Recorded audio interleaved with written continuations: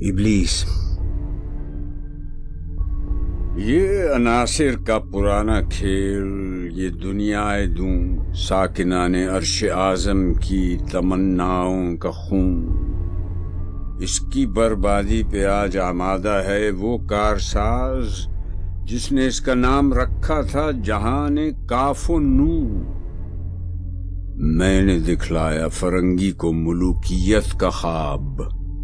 میں نے توڑا مسجد و دیر و کلیسا کا فسون، میں نے ناداروں کو سکھلایا سبق تقدیر کا،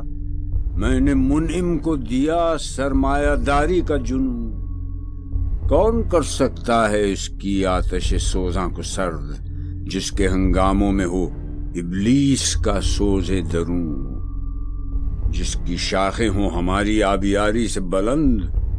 کون کر سکتا ہے اس نخل اس کو ہم کہہ سکتے ہیں کہ علامہ اقبال کا کہ یہ وصایا ہے، یہ ان کی وصیت ہے امت مسلمہ کے نام۔ یہ عناصر کا پرانا کھیل، یہ دنیائے دوں، یہ یوں سمجھیے کہ ابلیس صاحب جو ہے اپنی اس مجلس شورا کا جو اجلاس ہو رہا ہے اس کا انوگرل ایڈریس یہ ہے، یہ چند اشعار جو ہیں اس کے پہلے بند میں،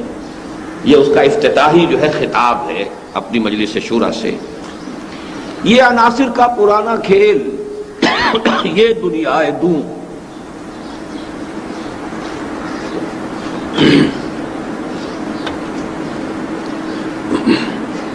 اس لفظ میں ایک پورا جو فلسفہ اور ایک نقطۂ نظر رہا ہے دنیا میں فلسفے کے میدان میں، اس کی ترجمانی ہو گئی، اور وہ یہ ہے میٹیریلزم۔ دو ہی فلسفے دنیا میں رہے، میٹیریلزم، آئیڈیلزم۔ میٹیریلزم یہ ہے کہ اس کائنات کی اصل حقیقت جو ہے وہ مادی ہے، مادہ قدیم ہے، ہمیشہ سے مادہ جو ہے سالمات پر مشتمل ہے، اور ان سالمات میں باہم تجاذب ہے یا تنافر ہے، ان میں الیکٹرک چارجز ہیں، نیگیٹو ہیں یا پازیٹیو ہیں، اس کے حوالے سے وہ ملتے ہیں یا کٹتے ہیں، پھر کمپاؤنڈز بنتے ہیں، اس کے فزیکل چینجز اور کیمیکل چینجز کے قوانین ہیں، اس سے کائنات چل رہی ہے۔ یہ سارا عناصر کا پرانا کھیل، قدیم ہے، یہ ہمیشہ سے چلا رہا ہے، یہ عناصر کا پرانا کھیل۔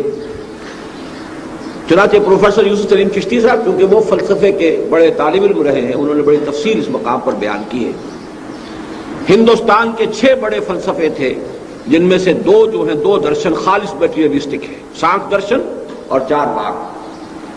جین مت، بدھ مت خالص میٹیریلسٹک ہے۔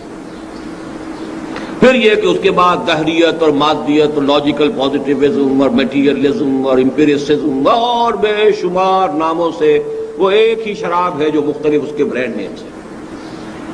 یہ عناصر کا پرانا کھیل، یہ دنیائے دوں، یہ دنیا بڑی پست ہے۔ یہ دنیا کیوں؟ اس لیے کہ قرآن مجید بھی کہتا ہے کہ ابلیس جن ہے، اور جنوں کی پیدائش جو ہوئی ہے وہ آگ سے ہوئی ہے،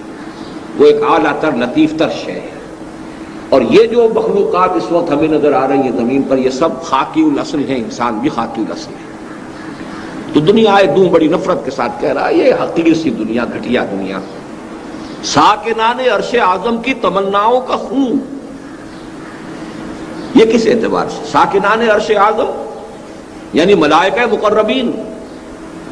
جب اللہ نے یہ زمین بنائی تھی وہ منتظر تھے، متوقع تھے، امیدوار تھے کہ خلافت ہمیں ملے گی، تو ان کی تو ساری آرزوؤں کے اوپر جو ہے وہ پانی پھر گیا، ان کی تمنائیں جو ہیں وہ سب خون میں نہا گئی۔ اور قرآن مجید میں بھی تذکرہ موجود ہے، وَإِذْ قَالَ رَبُّكَ لِلْمَلَائِكَةِ إِنِّي جَاعِلٌ فِي الْأَرْضِ خَلِيفَةً قَالُوا أَتَجْعَلُ فِيهَا مَن يُفْسِدُ فِيهَا وَيَسْفِكُ الدِّمَاءَ وَنَحْنُ نُسَبِّحُ بِحَمْدِكَ وَنُقَدِّسُ لَكَ قَالَ إِنِّي أَعْلَمُ مَا لَا تَعْلَمُونَ۔ تو بہرحال شاعری کے انداز میں ساکنان عرش اعظم کی تمناؤں کا خون، اس کی بربادی پہ آج آمادہ ہے وہ کارساز جس نے اس کا نام رکھا تھا جہان کاف و نور۔ ابلیس کو یہ محسوس ہو رہا ہے کہ یہ اب دگرگوں ہونے والا ہے، یہ معاملہ زیادہ دیر چلنے والا نہیں ہے۔ کیوں محسوس ہوا اور اسے تشویش کیوں ہوئی، یہ سمجھنے کی بات ہے۔ محسوس تو اس اعتبار سے بھی ہو سکتا ہے، تاریخی اعتبار سے، کہ جنگ عظیم اول ہو چکی تھی اور کروڑوں انسان قتل ہوئے تھے۔ تاریخ انسانی میں وہ جنگ عظیم اول بہت بڑا حادثہ ہے، اور جنگ عظیم دوم کے بادل جو ہے وہ لہرا رہے تھے، اور وہ جو ہے پوری فضا کے اوپر تنی کھڑی ہوئی تھی۔ تو بہت بڑی ڈسٹرکشن اور بہت بڑی تباہی جو ہے وہ آیا چاہتی ہے۔ یہ بھی ابلیس کو محسوس ہو گیا ہوگا کہ اب قیامت جو ہے قریب ہے، اور ظاہر بات ہے قیامت کے ساتھ ہی اس کی اپنی مہلت بھی ختم ہو جائے گی، یہ تو اس کی اپنی جان کا مسئلہ بھی ہے نا۔ الی یوم یبعثون، اس کو جو مہلت ملی ہوئی ہے شرارتیں کرنے کی، اور جو بھی اس کے پاس جو آزادی عمل ہے اللہ نے اسے چھوٹ دے رکھی ہے، انک من المنظرین، جاؤ تمہیں پوری چھوٹ ہے، جو چاہو کر لو، میرے انسانوں کو جس طرح چاہو گمراہ کرو، جس طرح چاہو انہیں ورگلاؤ، جس طرح چاہو انہیں امیدوں میں اور کہ سبز باغ دکھاؤ، اس کے اندر ان کو جس طرح چاہو جو ہے وہ تم ورگلانے کی کوشش کرو۔ تو اب معلوم ہوتا ہے کہ یہ اب محسوس ہو رہا ہے کہ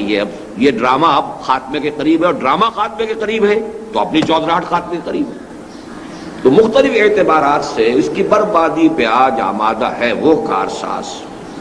جس نے اس کا نام رکھا تھا جہان کاف و نون کن، کیونکہ یہ سارا کائنات کی جو تخلیق ہوئی ہے یہ اللہ تعالیٰ کے امر کن سے ہوئی ہے۔ اب اس کے بعد وہ اپنی لافزنی کر رہا ہے کہ میں نے اس دنیا میں شر کو پھیلانے کے لیے کیا کیا طریقے اختیار کیے ہیں، میں نے بڑی محنت کی ہے، میری اتنی طویل عرصے کی محنت جو ہے وہ ایٹ سٹیک ہے، وہ جس کو کہا جاتا ہے کہ گرڈ اپ یور لائنس، اب اپنی ذرا کمر کس لو، اپنے جو ہے پوری طریقے سے تیار ہو جاؤ، اس لیے کہ اب ہمارے لیے بہت بڑا چیلنج آ رہا ہے۔ میں نے دکھلایا فرنگی کو ملوکیت کا خواب، یہ وہ کولونیلزم کا جو سیلاب آیا تھا کہ میں نے ان کو ملوکیت کا، کولونیلزم کا خواب دکھایا کہ پوری دنیا کے اندر یہ پھیل گئے،